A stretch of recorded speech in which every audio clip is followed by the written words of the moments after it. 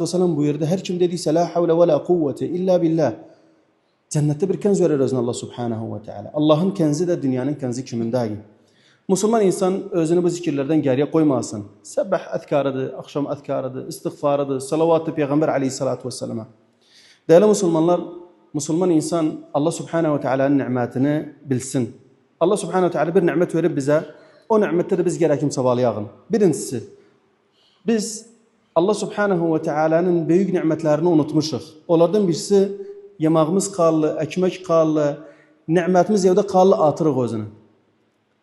Ben bu hususi bir hikaye ederim Kerşuk Akit. Yadımızdan çıktı bir ferdi unu alardık 125 bin lira, 100 bin lira, 75 bin lira. Yadımızdan çıktı bizim bir evde 3 erkek var idi. Her 3 erkek bir pantolondan o kamisi, o soyardı bu girerdi özüne, o soyardı o girerdi özüne. Bu yadımızdan çıktı, hasar gelende neler geldi başımıza. Bir parça ekmekti, dünyanı çağırırdık birbirine, adam adamı çağırırdı, hatta bir parça ekmek getirsin ev uşağı için. Biz o kimsede geldik, pirinç yiyebilmezdik. Biz o kimsede geldik, tavuk aylarca yiyebilmezdik. Bəli biz o kimseydik. Bəs indi Allah subhanahu ve teala verdi bize. Vermağına da şükür etmirik. Geçsen baksan haşa kadar özden zibillerin içinde ekmekleri atıptılar. Hafadaydan atıptılar özün pisliğe, haşa kadar özden. Geçsen baksan zibiller dolansan pirinç atıptı, yemek atılıptı. Nişi? Allah subhanahu ve teala biz ne haldaydık, ne hala koydu bizi. Allah subhanahu ve teala'nın verdiği nimeti bilağın. Biz hardaydık, Allah subhanahu ve teala hara getirdi bizi. 5 aile bir havuşun içinde büyüyor olurdu. İndi elhamdülillah herkes öz bir havuşu vardı. Bir dar sokaktaydık, Allah subhanahu ve teala çıkarttı bizi. Her birimiz indi 400 metre damda otururuz.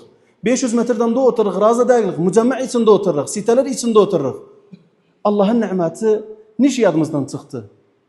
Ekmekçi kaçardık, yemekçi kaçardık. Aylarca et girmezdi emze. Herkes nimeti küfür edir vel-iyadu billah. Nimetin kadrini bilmiri. Allah subhanahu ve teala verdiğini bilmiri. Allah subhanahu ve teala üstüge getti bize. O kadri bilağın. O nimeti bilağın Allah verdi bize. O sıkıntının içinden Allah subhanahu ve teala çıkarttı bizi neyin içine koydu bizi? Hoşluğun içine koydu.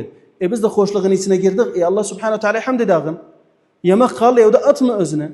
Öz kadarı yemeği öyle. Ekmek kallı niş ekmeği atsan. Bu hepsi Allah'ın nimetidir.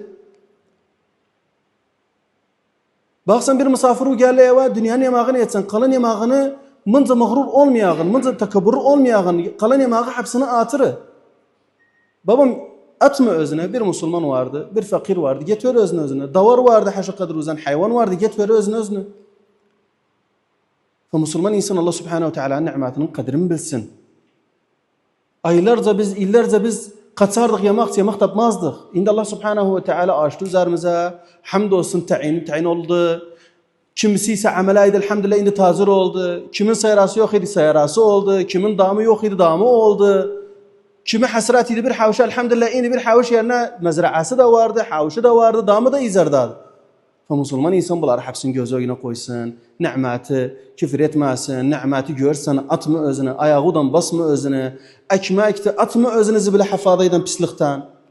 Bunları hepsini göz önüne koy. Allah subhanahu ve teala hardaydık, hara getirdi bizi. Müslüman insan bunları hamd etsin. Bu nimetleri Allah subhanahu ve teala verip de göz önüne koysun özüne. Hatta o nimeti Allah almasın elimizden bir daha. Bu musibetler geldi bizimti. Bu musibetler geldi bizimti. Vallahi biz düşünağın özünü. Biz düşünağın Allah subhanahu ve teala bu musibini gönderir bizimti. Yoksulluktı. Nef yoktu, karaba yoktu. Masaib.